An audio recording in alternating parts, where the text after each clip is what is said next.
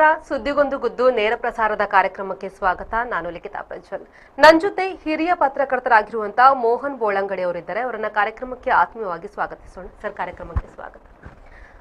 ಇವತ್ತಿನ ಸುದ್ದಿಗೊಂದು ಗುದ್ದು ನೇರ ಪ್ರಸಾರದ ಕಾರ್ಯಕ್ರಮದಲ್ಲಿ ಒಂದು ಮುಖ್ಯವಾದ ಘಟನೆ ಬಗ್ಗೆ ಮಾತಾಡಲಿಕ್ಕಿದ್ದೇವೆ. ಕಾಶ್ಮೀರದಲ್ಲಿ ಪ್ರವಾಸಿಗರ ಮೇಲೆ ಉಗ್ರರಿಂದ ಭೀಕರ ಗುಂಡಿನ ದಾಳಿ ನಡೆದಿರುವಂತದ್ದು.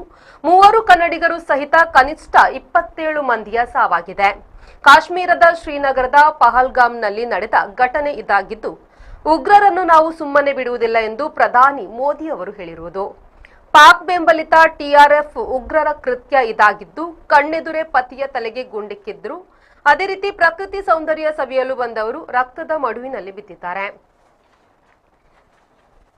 ಸರ್, ಈ ಹಿಂದೆ ಪುಲ್ವಾಮಾ ದಾಳಿ ಕೂಡ ನಡೆದಿರುವಂತದ್ದು. ಭದ್ರತಾ ಸಿಬ್ಬಂದಿ ಸಾಗಿಸುವಂತ ವಾಹನಕ್ಕೆ ದಾಳಿ ಮಾಡಿ 40 ಮೀಸಲು ಪಡೆಯ ಪೊಲೀಸರು ಹುತಾತ್ಮರಾಗಿದ್ರು. ಈಗ ಅದೇ ರೀತಿಯಾದಂತ ಘಟನೆ ಮತ್ತೊಂದು ನಡೆದಿರುವಂತದ್ದು ನರಮೇಧ ಕಾಶ್ಮೀರದಲ್ಲಿ ಪಹಲ್ಗಾವ್ನ ಒಂದು ಸ್ಥಳ ಎನ್ನುವಂತ ಸ್ಥಳದಲ್ಲಿ ನಡೆದಿದೆ. ಸರಿ, ಇದೆಲ್ಲ ಒಂದು ದಾಳಿ ಇದರ ಹಿಂದಿರುವ ಉದ್ದೇಶ ಏನಾಗಿರ್ಬೋದು? ನೋಡಿ, ನಿನ್ನೆ ನಡೆದಂಥ ಈ ಭಯೋತ್ಪಾದಕ ದಾಳಿ ಅಂತ ಒಟ್ಟಾರೆಯಾಗಿ ಇಡೀ ಘಟನೆಯನ್ನು ನೀವು ಅವಲೋಕಿಸಿದರೆ ಇದೊಂದು ಹೇಡಿತನದ ಕೃತ್ಯ. ನಿರಾಯುಧರಾಗದಂತಹ ಪ್ರವಾಸಿಗರ ಮೇಲೆ ಧರ್ಮದ ಹೆಸರಿನಲ್ಲಿ ವಿಚಾರಿಸಿ ಗುಂಡು ಹೊಡೆದು ಕೊಂದಿರು. ಆ ಸಂದರ್ಭದಲ್ಲಿ ಪ್ರತಿರೋಧ ತೋರಿದಂತಹ ಒಬ್ಬ ಕುದುರೆ ಸವಾರ, ಯಾಕಂದರೆ ಆ ಪ್ರವಾಸಿಗರನ್ನು ಅಲ್ಲಿಗೆ ಕರ್ಕೊಂಡು ಹೋದವನು ಆದಿಲ್ ಅಂತೇಳಿ, ಅವನು ಸಹ ಅವರ ಗುಂಡಿಗೆ ಬಲಿಯಾಗಿದ್ದಾನೆ. ಒಟ್ಟಿಗೆ 27 ಮಂದಿ ಬಲಿಯಾಗಿದ್ದಾರೆ, ಕೆಲವರಿಗೆ ಗಾಯಗಳಾಗಿವೆ.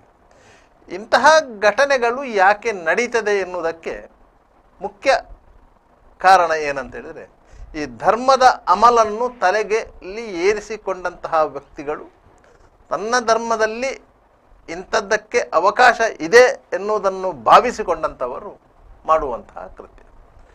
ಇದು ಒಟ್ಟಾರೆಯಾಗಿ ನಿಮಗೆ ಭದ್ರತಾ ವೈಫಲ್ಯ ಎನ್ನುವಂತಹ ಒಂದು ಶಬ್ದದ ಅಡಿಯಲ್ಲಿ ಮುಚ್ಚಿ ಹೋಗ್ತದೆ.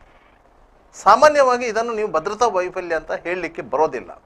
ಯಾಕಂತ ಹೇಳಿದರೆ, ಒಂದು ಕಡೆಯಲ್ಲಿ ಭದ್ರತೆಯನ್ನು ಒದಗಿಸಿದಂಥ ಸಂದರ್ಭದಲ್ಲಿ ಆ ಕಾಲದಲ್ಲಿ ಯಾವ ರೀತಿಯ ಭದ್ರತೆ ಇತ್ತು ಅದನ್ನು ಭೇದಿಸಿಕೊಂಡು ಯಾವುದಾದ್ರೂ ದಾಳಿ ಆದರೆ ಅದು ಭದ್ರತಾ ವೈಫಲ್ಯ. ಇಂತಹ ಪ್ರದೇಶಗಳಲ್ಲಿ ಭದ್ರತಾ ವ್ಯವಸ್ಥೆಗಳು ಇಲ್ಲ. ಯಾಕಂದರೆ ಅಲ್ಲಿ ವಾಹನ ಹೋಗ್ಲಿಕ್ಕೆ ಸಾಧ್ಯ ಇಲ್ಲದಂಥ, ಅಲ್ಲಿಗೆ ಪ್ರವಾಸಿಗರು ಕುದುರೆ ಮೇಲೆ ಹೋಗ್ತಾರೆ. ಈಗ ಪಹಲ್ಗಾವಿಂದ ಸುಮಾರು 5 ಕಿಲೋಮೀಟರ್ ದೂರದಲ್ಲಿ ಆ ಪ್ರದೇಶ ಇರುವಂಥದ್ದು. ಅಲ್ಲಿ ಹೋಗುವಂಥ ಪ್ರವಾಸಿಗರು ಅಲ್ಲಿನ ರಮಣೀಯ ದೃಶ್ಯಗಳನ್ನು ಕಣ್ತುಂಬಿಕೊಳ್ಳಲಿಕ್ಕೆ, ಅಲ್ಲಿನ ವಾತಾವರಣವನ್ನು ಅನುಭವಿಸಲಿಕ್ಕೆ ಹೋಗುವಂಥದ್ದು. ಅಂಥದ್ದು ಸುಮಾರು ಪ್ರದೇಶಗಳು ಕಾಶ್ಮೀರದಲ್ಲಿ ಇವೆ. ಕಾಶ್ಮೀರ ಅಂದರೆ ಹೇಳುವುದೇ ಅದಕ್ಕೆ ಪ್ರವಾಸಿ ತಾಣ ಅಂತೇಳಿ. ಕಾಶ್ಮೀರಕ್ಕೆ ಬೇರೆ ಆದಾಯ ಇಲ್ಲ. ಪ್ರವಾಸಿಗರು ಹೋಗದೇ ಇದ್ದರೆ ಅಲ್ಲಿ ಬೇರೆ ಯಾವುದೇ ಆದಾಯ ಇಲ್ಲ. ಅಂತಹ ಸ್ಥಳಗಳಲ್ಲಿ ಇಂತಹ ಕೃತ್ಯಗಳು ನಡೆದಾಗ ಪೆಟ್ಟು ಬೀಳುವುದು ಯಾರಿಗೆ ಅಂತೇಳಿ? ಪೆಟ್ಟು ಬೀಳುವುದು ಕಾಶ್ಮೀರಕ್ಕೆ. ಅದೇ ಪ್ರವಾಸಿಗರನ್ನು ನಂಬಿಕೊಂಡು ಬದುಕುವಂತಹ ಕಾಶ್ಮೀರದ ಜನರು ಈ ಬಗ್ಗೆ ಎಚ್ಚೆತ್ತುಕೊಳ್ಬೇಕು. ಯಾಕಂತ ಹೇಳಿದರೆ, ಅವರ ಉದ್ಯೋಗಕ್ಕೆ, ಅವರ ದೈನಂದಿನ ಬದುಕಿಗೆ ಈ ಪ್ರವಾಸೋದ್ಯಮ ಕಾರಣವಾಗ್ತದೆ. ನಿಮಗೆ ಅಲ್ಲಿಗೆ ಪ್ರವಾಸಿಗರೇ ಹೋಗಲಿಲ್ಲ ಅಂತ ಹೇಳಿದರೆ ಅವರಿಗೆ ಬೇರೆ ಅಲ್ಲಿ ಉದ್ಯೋಗವೇ ಇಲ್ಲ. ಇನ್ನು ಮುಂದೆ ಅಲ್ಲಿ ಪ್ರವಾಸಕ್ಕೆ ಹೋಗುವಾಗಲೂ ಕೂಡ ಆಲೋಚನೆ ಮಾಡ್ಕೊಂಡು ಹೋಗ್ತಾರೆ. ಕೇವಲ ಜಮ್ಮು ಅಂಡ್ ಕಾಶ್ಮೀರದಲ್ಲಿ ವಾರ್ಷಿಕ ಆದಾಯ ಏನಿದೆ ಅದರಲ್ಲಿ 90% ಆದಾಯ ಬರುವುದು ಈ ಪ್ರವಾಸೋದ್ಯಮದಿಂದ. ಅಲ್ಲಿಗೆ ದೇಶಾದ್ಯಂತದಿಂದ 100 ಟ್ರಾವೆಲ್ ಏಜೆನ್ಸಿಗಳು ಪ್ರವಾಸವನ್ನು ಬುಕ್ ಮಾಡ್ತಾರೆ. ಅದಕ್ಕೆ ಸಾವಿರಾರು ಮಂದಿ ಪ್ರವಾಸಿಗರು ಹೋಗ್ತಾರೆ. ಬೇರೆ ಬೇರೆ ಕಾಲಘಟ್ಟದಲ್ಲಿ ಅಲ್ಲಿ ಪ್ರವಾಸಿಗರು ಹೋಗ್ತಾ ಇದ್ದಾರೆ. ಅಂತಹ ಸಂದರ್ಭದಲ್ಲಿ ಅಲ್ಲಿ ಇಂತಹ ಕೃತ್ಯ ನಡೆದರೆ ಪ್ರವಾಸಿಗರಿಗೂ ಒಂದು ರೀತಿಯ ಭಯದ ವಾತಾವರಣ ಸೃಷ್ಟಿಯಾಗುತ್ತೆ. ನಿಮಗೆ ಅಲ್ಲಿ ಸರ್ಕಾರಿ ವೈಫಲ್ಯ, ಭದ್ರತಾ ವೈಫಲ್ಯವನ್ನು ನೀವು ಬೊಟ್ಟು ಮಾಡುವುದಾದರೆ ಅಲ್ಲಿ ಯಾರಿಗೂ ಹೋಗಲಿಕ್ಕೆ ಅವಕಾಶನೇ ಸಿಗೋಕ್ಕಿಲ್ಲ. ನೀವೊಂದು ಪ್ರವಾಸಿ ತಾಣದಲ್ಲಿ ನೀವೊಂದು ಭದ್ರತಾ ವ್ಯವಸ್ಥೆಯನ್ನು ಮಾಡಿದರೆ ನೀವು ಪ್ರತಿಯೊಬ್ಬರನ್ನು ಚೆಕ್ ಮಾಡಿ ಬಿಡಬೇಕಾಗ್ತದೆ. ಅವನ ಹತ್ರ ಮದ್ದುಗುಂಡುಗಳಿವೆ, ಅವನ ಹತ್ರ ಶಸ್ತ್ರಾಸ್ತ್ರಗಳಿವೆ, ಅವನು ಬೇರೆ ಯಾವುದಾದ್ರೂ ಸೊತ್ತುಗಳನ್ನು ಕೊಂಡೋಗ್ತಾನ, ಎಲ್ಲವನ್ನು ಚೆಕ್ ಮಾಡಿ ಬಿಡಬೇಕಾಗತ್ತೆ. ಆದರೆ ಅಂಥ ಸಂದರ್ಭದಲ್ಲಿ ಪ್ರವಾಸಿಗರ ಸಂಖ್ಯೆ ಕಡಿಮೆ ಆಗ್ತದೆ, ಇದು ಪ್ರವಾಸೋದ್ಯಮಕ್ಕೆ ಪೆಟ್ಟು ಬೀಳ್ತದೆ. ಒಟ್ಟಾರೆಯಾಗಿ ಕಾಶ್ಮೀರದ ಬೆಳವಣಿಗೆಯಲ್ಲಿ ಅದು ಬರೀ ದೊಡ್ಡ ಪಾತ್ರವನ್ನು ವಹಿಸ್ತದೆ. ನಿನ್ನೆ ನಡೆದ ಘಟನೆ ಅಂತ ಹೇಳ್ಬೋದು, ಅದಕ್ಕಿಂತ ಹಿಂದೆ ನಡೆದ ಘಟನೆ ಅಂತ ಹೇಳ್ಬೋದು. ಇದು ಎಲ್ಲವೂ ನಮ್ಮ ಗಡಿಯ ಆಚೆಗಿನ ಪ್ರಾಯೋಜಿತ ಭಯೋತ್ಪಾದನಾ ಘಟನೆ. ನಮ್ಮಲ್ಲಿ ಒಂದು ಸಣ್ಣ ಅನುಮಾನಗಳಿವೆ. ಪ್ರತಿಯೊಂದು ಘಟನೆಗಳ ಹಿಂದೆಯೂ ಪಾಕಿಸ್ತಾನದ ಕೈವಾಡ ಇದೆ, ಸ್ಪಷ್ಟವಾಗಿ ಗೊತ್ತಿದೆ. ಅದು ಮುಂಬೈ ದಾಳಿ ಇರ್ಬೋದು, ಬೇರೆ ಬೇರೆ ರೀತಿಯ ದಾಳಿಗಳಿರ್ಬೋದು. ಅಂತಹ ಸಂದರ್ಭದಲ್ಲಿ ದೇಶದ ವ್ಯವಸ್ಥೆ ಪಾಕಿಸ್ತಾನದ ಮೇಲೆ ಯಾಕೆ ದಾಳಿ ಮಾಡುವುದಿಲ್ಲ ಅಂತ ಕೇಳುವವರು ಇದ್ದಾರೆ. ಅಲ್ಲಿಂದ ನಿಮಗೆ ಭಯೋತ್ಪಾದನೆ ಎಕ್ಸ್ಪೋರ್ಟ್ ಆಗ್ತದಂತಾದರೆ ನೀವು ಆ ಆಮದನ್ನು ನಿಲ್ಲಿಸಿ ಅಲ್ವಾ, ನೀವು ಆ ಫ್ಯಾಕ್ಟ್ರಿಯನ್ನು ನಿಲ್ಲಿಸಿ ಅಂತೇಳಿ. ಈಗ ಅದಕ್ಕೆ ಪುಲ್ವಾಮಾ ದಾಳಿ ಆದಾಗ, ಉರಿ ದಾಳಿ ಆದಂಥ ಸಂದರ್ಭದಲ್ಲಿ ಎರಡೆರಡು ಸರ್ಜಿಕಲ್ ಸ್ಟ್ರೈಕ್ ಮಾಡಿದಂಥ ಸಂದರ್ಭದಲ್ಲಿ ನಮ್ಮ ದೇಶದ ಒಳಗಿನ ರಾಜಕೀಯ ವ್ಯವಸ್ಥೆಯಲ್ಲಿ ಅಪಸ್ವರಗಳು ಕೇಳಿಬಂತು. ಒಂದು ಒಟ್ಟಾರೆಯಾಗಿ ಒಂದು ರಾಜಕೀಯ ವ್ಯವಸ್ಥೆ, ಯಾಕಂದರೆ ಇದು ಪ್ರಜಾಪ್ರಭುತ್ವ ದೇಶ, ಇಲ್ಲಿ ಪ್ರತಿಯೊಬ್ಬರೂ ಅಧಿಕಾರ ಇಲ್ಲದಿದ್ದರೂ ಸಾಮ್ರಾಜ್ಯರು ಅಂತ ಹೇಳ್ತೇವೆ ನಾವು. ಅಧಿಕಾರ ಇಲ್ಲ ಅವರಿಗೆ, ಆದರೆ ಸಾಮ್ರಾಜ್ಯರು, ಯಾಕಂದರೆ ವೋಟ್ ಹಾಕುವಂಥ ಹಕ್ಕು ಇದೆ. ಆದ್ದರಿಂದ ಅವರನ್ನು ನಾವು ಸಮಾಧಾನಪಡಿಸಲಿಕ್ಕೆ ಬೇಕಾಗಿ ಆದರೂ ನಾವು ಕೆಲವೊಂದು ಮಾತುಗಳನ್ನು ಹೇಳಬೇಕಾಗತ್ತೆ. ಅದು ದೇಶದ ಭದ್ರತೆಗೆ ಅಪಾಯವಾಗುವ ರೀತಿಯಲ್ಲಿ ಅದನ್ನು ಹೇಳಿದರೆ ಮಾತ್ರ ಜನರಿಗೆ ಬೇಸರ ಆಗುವುದು. ಈಗ ಭಾರತೀಯ ಜನತಾ ಪಕ್ಷದ ನೇತೃತ್ವದ ಸರ್ಕಾರ ಅಸ್ತಿತ್ವದಲ್ಲಿರುವಾಗಲೂ ಅಷ್ಟೇ, ಕಾಂಗ್ರೆಸ್ ನೇತೃತ್ವದ ಸರ್ಕಾರ ಅಸ್ತಿತ್ವದಲ್ಲಿರುವಾಗಲೂ ಅಷ್ಟೇ. ಮುಂಬೈ ದಾಳಿಯಾದಾಗ ಕಾಂಗ್ರೆಸ್ ನೇತೃತ್ವದ ಸರ್ಕಾರ ಇತ್ತು. ಆ ಸಂದರ್ಭದಲ್ಲಿ ಕಸಬ್ ಎನ್ನುವಂಥ ಒಬ್ಬ ಭಯೋತ್ಪಾದಕನನ್ನು ಜೀವಂತ ಹಿಡಿಯಲಾಯಿತು. ಬೇರೆ ಭಯೋತ್ಪಾದಕರನ್ನು ಹೊಡೆದುಡಿಸಿದ್ರು. ಅದರಲ್ಲಿ ಪೊಲೀಸ್ ಅಧಿಕಾರಿಗಳು ಹುತಾತ್ಮರಾದರು, ಎಲ್ಲವೂ ಆಯಿತು. ಆದರೆ ಆ ಕಸಬ್ನನ್ನು ನಮ್ಮ ಪ್ರಜೆ ಅಂತೇಳಿ ಪಾಕಿಸ್ತಾನ ಕೊನೆಯವರೆಗೂ ಹೇಳಲೇ ಇಲ್ಲ. ಅವನನ್ನು ನೇಣಿಗೆ ಹಾಕುವಂಥ ಸಂದರ್ಭ ಬಂದಾಗ ಮಧ್ಯರಾತ್ರಿ 2 ಗಂಟೆಯ ವೇಳೆಗೆ ಸುಪ್ರೀಂ ಕೋರ್ಟ್ನ ಬಾಗಿಲು ತೆರೆಯಲಾಯಿತು. ಯಾರಾದರೂ ಹೇಳ್ಬೋದು 2 ಗಂಟೆ ರಾತ್ರಿಗೆ ಸುಪ್ರೀಂ ಕೋರ್ಟು ಬಾಗಿಲು ತೆರೆದು ಒಂದು ಪ್ರಕರಣದ ವಿಚಾರಣೆ ನಡೆಸ್ತದಂತ. ಅದು ಈ ಪ್ರಜಾಪ್ರಭುತ್ವ ದೇಶದ ನ್ಯಾಯಾಂಗ ವ್ಯವಸ್ಥೆಯಲ್ಲಿನ ಸುಂದರತೆ. ಯಾಕಂತ ಹೇಳಿದರೆ ಇಲ್ಲಿ ಪ್ರತಿಯೊಬ್ಬರಿಗೂ ನ್ಯಾಯ ಕೇಳುವಂಥ ಹಕ್ಕಿದೆ, ಯಾವ ಸರವತ್ತಿನಲ್ಲಿಯೂ ಸಹ ನ್ಯಾಯ ಕೇಳಬಹುದು ಅಂತ ಹೇಳಿ. ಅಂಥ ಸಂದರ್ಭದಲ್ಲಿ ಮುಂಜಾನೆ 5 ಗಂಟೆಯವರೆಗೆ ಕೋರ್ಟ್ ಕಲಾಪವನ್ನು ನಡೆಸಿ ಆ ಆದೇಶವನ್ನು ಎತ್ತಿ ಹಿಡಿಯಿತು. 5:30 ಹೊತ್ತಿಗೆ ಕಸಬ್ನನ್ನು ನೇಣಿಗೆ ಇರಿಸಲಾಯಿತು. ಆ ಮೃತದೇಹವನ್ನು ಯಾರು ಕ್ಲೈಮ್ ಮಾಡಲಿಲ್ಲ, ಅದನ್ನು ಜೈಲಿನ ಒಳಗೆ ಹೂತಾಕಲಾಯಿತು. ಜೈಲಿನ ಹೊರಗೆ ಹೂತು ಹಾಕಿದರೆ ಅಲ್ಲಿ ಒಂದು ಧಾರ್ಮಿಕ ಕೇಂದ್ರ ಸೃಷ್ಟಿಯಾಗ್ತಾ ಇತ್ತು. ಅಂಥ ಪರಿಸ್ಥಿತಿ ಇದೆ ಇಲ್ಲಿ, ಇಲ್ಲಂತೇನಿಲ್ಲ. ಅದೇ ರೀತಿ ನಿಮಗೆ ಅಮೇರಿಕದಲ್ಲಿ WT ಮೇಲೆ ದಾಳಿಯಾದಾಗ, ವರ್ಲ್ಡ್ ಟ್ರೇಡ್ ಸೆಂಟರ್ ಮೇಲೆ ದಾಳಿಯಾದಾಗ ಅದರ ನೇತೃತ್ವ ವಹಿಸ್ಕೊಂಡಿದ್ದವನಿದ್ದಾನಲ್ಲ, ಅವನನ್ನು ಅಮೇರಿಕದ ಸೇನೆ, ಅಲ್ಲಿನ ಸೀಲ್ ಕಮಾಂಡೋಗಳು ಪಾಕಿಸ್ತಾನದ ಅಬೋಟಾಬಾದಿನಲ್ಲಿ ಹೊಡೆದು ಹಾಕಿದ್ದು. ಅವರು ಡೆಡ್ ಬಾಡಿಯನ್ನೇ ಎತ್ಕೊಂಡೋದ್ರು. ಆ ಡೆಡ್ ಬಾಡಿಯನ್ನು ಸಾಗರದ ತಳದಲ್ಲಿ ಹೂತು ಹಾಕಲಾಯಿತು, ನೆಲದ ಮೇಲೆ ಇರುವುದು ಬೇಡ ಅಂತ ಹೇಳಿ. ಇಲ್ಲದ್ರೆ ಅಲ್ಲೂ ಒಂದು ಧಾರ್ಮಿಕ ಕೇಂದ್ರ ಸೃಷ್ಟಿಯಾಗ್ತಿತ್ತು. ಅದರಿಂದಾಗಿ ಭಯೋತ್ಪಾದನೆ ಎನ್ನುವುದು ಒಂದು ಧರ್ಮದ ವಿಚಾರ ಅಲ್ಲ. ಎಲ್ಲ ಧರ್ಮದಲ್ಲೂ ಭಯೋತ್ಪಾದಕರಿದ್ದಾರೆ, ಉಗ್ರಗಾಮಿಗಳಿದ್ದಾರೆ, ಕ್ರಿಮಿನಲ್ಗಳಿದ್ದಾರೆ. ನಿನ್ನೆ ನಡೆದ ಘಟನೆಯಲ್ಲಿ ಧರ್ಮದ ಬಗ್ಗೆ ಯಾಕೆ ಮಾತಾಡ್ತಿದ್ದೇವೆ ಅಂತ ಹೇಳಿದ್ರೆ, ನಿನ್ನೆ ನಡೆದ ಘಟನೆಯಲ್ಲಿ ಯಾರನ್ನು ಕೊಂದಿದ್ದಾರೆ, ಅವ್ರ ಹತ್ರ ಎಲ್ಲರ ಹತ್ರ ನಿಮ್ಮ ಧರ್ಮ ಯಾವುದು ಅಂತ ಕೇಳಿಯೇ ಗುಂಡು ಹಾಕಿದ್ದಾರೆ ಅಂತ. ನೋಡಿ, ಅವ್ರಿಗೆ ಧರ್ಮ ಯಾವುದಂತ ಕೇಳಿಯೇ ಗುಂಡು ಹಾರಿಸಿದೆ. ಯಾಕಂತ ಹೇಳಿದರೆ ಅಲ್ಲಿಗೆ ಬರುವ ಪ್ರವಾಸಿಗರು ಕಾಶ್ಮೀರದವರಲ್ಲ, ಹೊರ ರಾಜ್ಯಗಳಿಂದ ಬರುವವರು. ಅವರನ್ನು ಅಲ್ಲಿಗೆ ಕರ್ಕೊಂಡು ಬರುವವರು, ಪಹಲ್ಗಾವ್ನಿಂದ ಆ ಪ್ರದೇಶಕ್ಕೆ ಕರ್ಕೊಂಡು ಬರುವವರು, ಸುಮಾರು 5 ಕಿಲೋಮೀಟರ್ ದೂರ ಇದೆ. ಆ ಕೆಲಸವನ್ನು ಮಾಡುವವರೆಲ್ಲ ಮುಸ್ಲಿಮರೇ. ಕುದುರೆ ಸವಾರಿ ಬಿಟ್ಟರೆ ಬೇರೆ ಸಂಪರ್ಕ ವ್ಯವಸ್ಥೆಗಳಿಲ್ಲ, ಕುದುರೆ ಮೇಲೇ ಹೋಗಬೇಕು. ಅಲ್ಲಿ ಹಾಗಾಗಿ ಧರ್ಮದ ಹೆಸರು ಆ ವಿಚಾರದಲ್ಲಿ ಅವರು ಎತ್ತಿದ್ದು. ಸರ್, ಈ ಬಗ್ಗೆ ಮಾತಾಡ್ಲಿಕ್ಕೆ ನಮ್ಮ ಜೊತೆ ಉದ್ಯಮಿಯಾಗಿ ಮಂಗಳೂರಿನ ಉದ್ಯಮ ಆಗಿರುವಂತ ಉಮಾನಾಥ್ ಅವರಿದ್ದಾರೆ. ಸರ್ ನಮಸ್ತೆ. ಸರ್, ನಿಮ್ಗೆ ಗೊತ್ತಿರೋ ಹಾಗೆ ನಿನ್ನೆ ಜಮ್ಮು ಕಾಶ್ಮೀರದ ಪಹಲ್ಗಾವ್ನಲ್ಲಿ ಉಗ್ರರ ದಾಳಿ ನಡೆದು ಸಾವು ನೋವಾಗಿರುವಂತದ್ದು. ಆದ್ರೆ ಇದರ ಬಗ್ಗೆ ನೀವೇನ್ ಹೇಳ್ತೀರಾ ಸರ್? ಅಂದ್ರೆ ರೀಸೆಂಟ್ ಆಗಿ ನೀವು ಕೂಡ ಆ ಒಂದು ಜಾಗಕ್ಕೆ ಪ್ರವಾಸಕ್ಕೆ ಹೋಗಿ ಬಂದಿರುವಂತವ್ರು.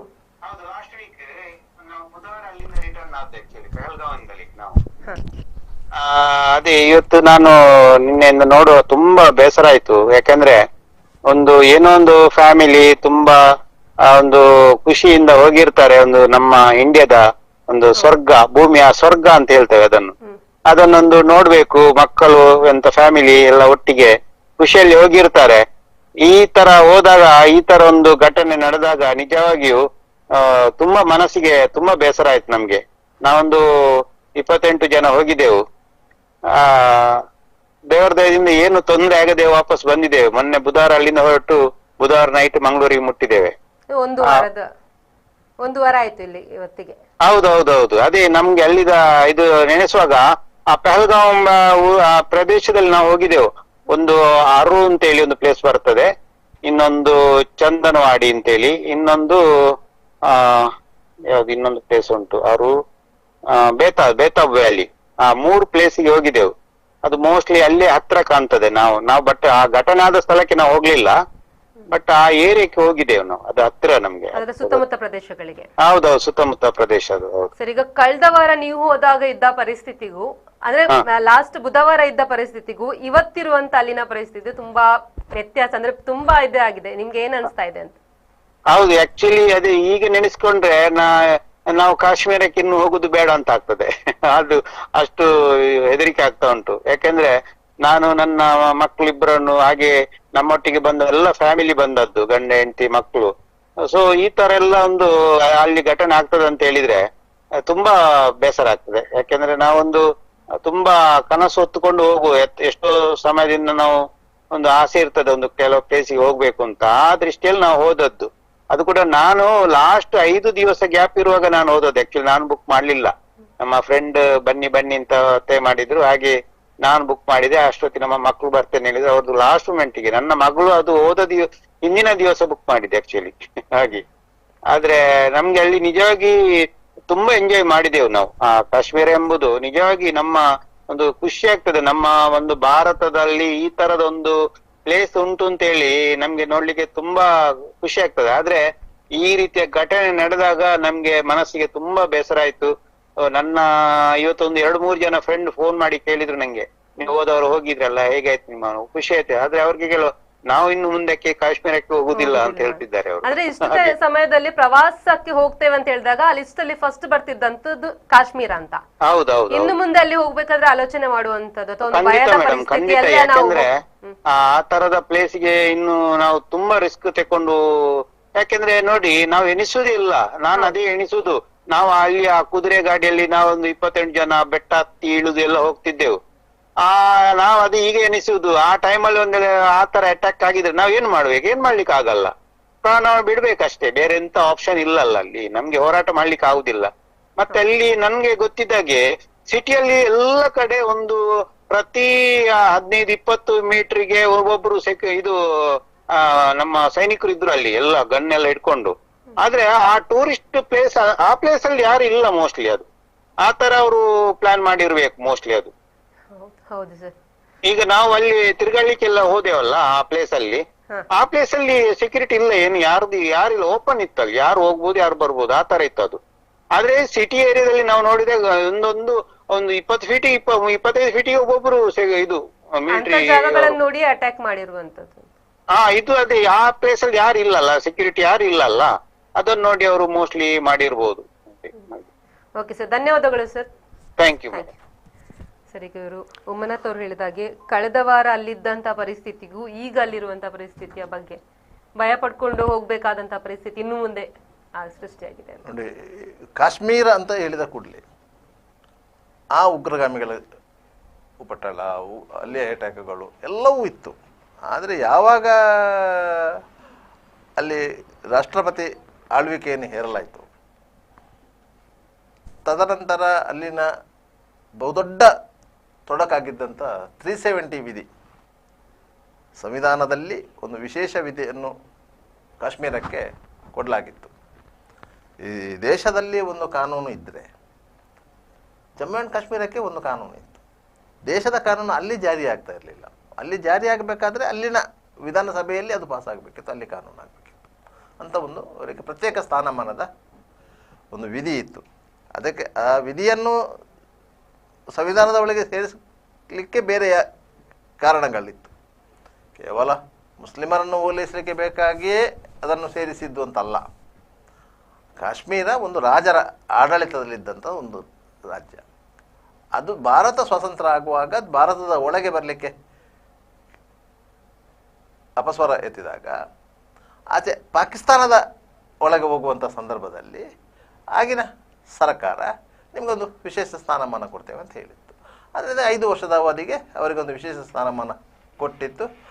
ಆ ವಿಶೇಷ ಸ್ಥಾನಮಾನದ ನಂತರ ಆ ರಾಜರ ಕಾಲಾವಧಿ ಮುಗಿದ ನಂತರ ಅದನ್ನು ಮುಂದುವರಿಸಿಕೊಂಡು ಹೋಗಲಾಯಿತು. ಅದನ್ನು ಹೇಗೆ ನರೇಂದ್ರ ಮೋದಿಯವರ NDA ಸರ್ಕಾರ ಅದನ್ನು ತೆಗೀತದಲ್ಲಿ ಯಾರಿಗೂ ಗೊತ್ತೇ ಆಗಲಿಲ್ಲ. ಯಾಕಂತ ಹೇಳಿದರೆ ಒಂದು ಸಂವಿಧಾನದ ಒಳಗೆ ಇರುವಂಥ ಒಂದು ವಿಧಿಯನ್ನು ಅದನ್ನು ಹೇಗೆ ಸೇರಿಸಲಾಯಿತೋ ಅದೇ ರೀತಿ ಅದನ್ನು ಕಿತ್ತಾಕಿತ್ತು. ಅದು ಲೋಕಸಭೆಯಲ್ಲಿ ಆಗಲಿ ರಾಜ್ಯಸಭೆಯಲ್ಲಿ ಆಗಿ ಪಾಸಾಗಿ ಮಾಡಿದಂಥ ತಿದ್ದುಪಡಿ ಅಲ್ಲ. ಅದನ್ನು ಹೇಗೆ ಸೇರಿಸಲಾಯಿತೋ ಹಾಗೆ ಅದನ್ನು ವಾಪಸ್ ತೆಗೆದು ಪರಿಣಾಮ ಏನಾಯಿತು? ಜಮ್ಮು ಆ್ಯಂಡ್ ಕಾಶ್ಮೀರನ್ನು 3 ಭಾಗಗಳಾಗಿ ವಿಂಗಡಿಸಿದ್ರು. ಒಂದು ಕೇಂದ್ರಾಡಳಿತ ಪ್ರದೇಶ ಆಯಿತು, 2 ರಾಜ್ಯಗಳಾಯಿತು.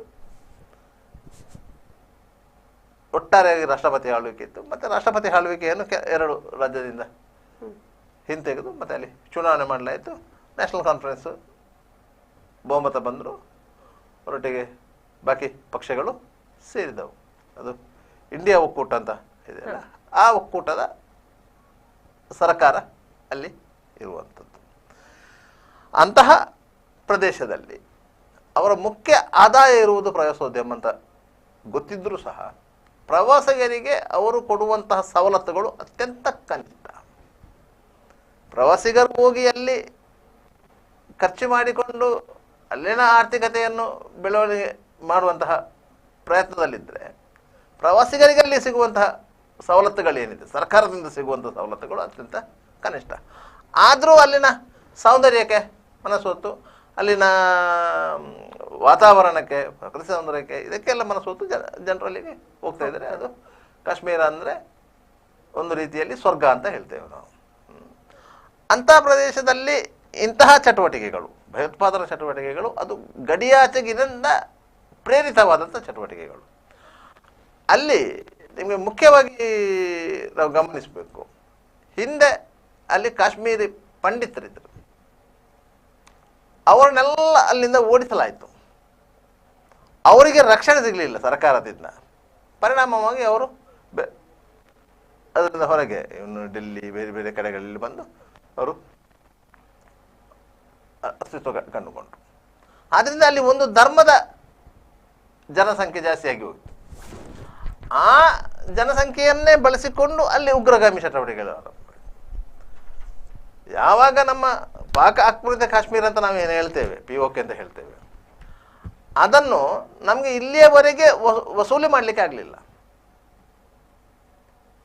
ಇಂದಿರಾ ಗಾಂಧಿಯವರು ಪಾಕಿಸ್ತಾನದ ವಿರುದ್ಧ ಯುದ್ಧ ಸಾರಿದಂಥ ಸಂದರ್ಭದಲ್ಲಿ ನಮ್ಮ ಸೈನ್ಯ ಲಾಹೋರ್ ಒಳಗೆ ಹೋಗಿತ್ತು. ಲಾಲ್ ಬಹದ್ದೂರ್ ಶಾಸ್ತ್ರಿ ಅವರು ಪ್ರಧಾನಿಯಾಗಿದ್ದಾಗ ಲಾಹೋರ್ ಒಳಗೆ ಹೋಗಿತ್ತು. ಅದ ನಂತರ ಸಾಸ್ಕಂಡ್ ಒಪ್ಪಂದ ಆಗಿ ಆ ಸೈನ್ಯ ವಾಪಸ್ ಬಂತು. ವಾಪಸ್ ಬಂದಾಗ ನಾವು POKಯನ್ನು ಬಿಟ್ಟುಕೊಟ್ರು. ಈ ಸಮಸ್ಯೆಗೆ ಮೂಲ ಕಾರಣವೇ POK, ಪಾಕ್ ಆಕ್ಯುಪೈಡ್ ಕಾಶ್ಮೀರ ಅಂತ ಹೇಳ್ತೇವೆ. ಅಲ್ಲಿ ಇರುವಂಥ ಹಿಂದೂಗಳು ಈಗಲೂ ಹೇಳ್ತಾ ಇದ್ದಾರೆ ನಾವು ಭಾರತದೊಟ್ಟಿಗೆ ಸೇರ್ತೇವೆ ಅಂತೇಳಿ. ಅಲ್ಲಿ ಜನಮತಗಣನೆ ಮಾಡಿದರೆ ಈಗಲೂ ಅಲ್ಲಿ ಭಾರತಕ್ಕೆ ಅವಕಾಶಗಳಿವೆ.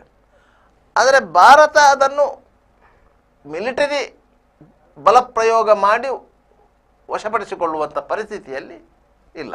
ಯಾಕಂತ ಹೇಳಿದರೆ ಒಂದು ದೇಶದ ಮೇಲೆ ಯುದ್ಧ ಸಾರುವಂಥ ಸಂದರ್ಭದಲ್ಲಿ ಕೆಲವೊಂದು ಅಂತಾರಾಷ್ಟ್ರೀಯ ನಿಯಮಗಳೆಲ್ಲ ಇರ್ತವೆ.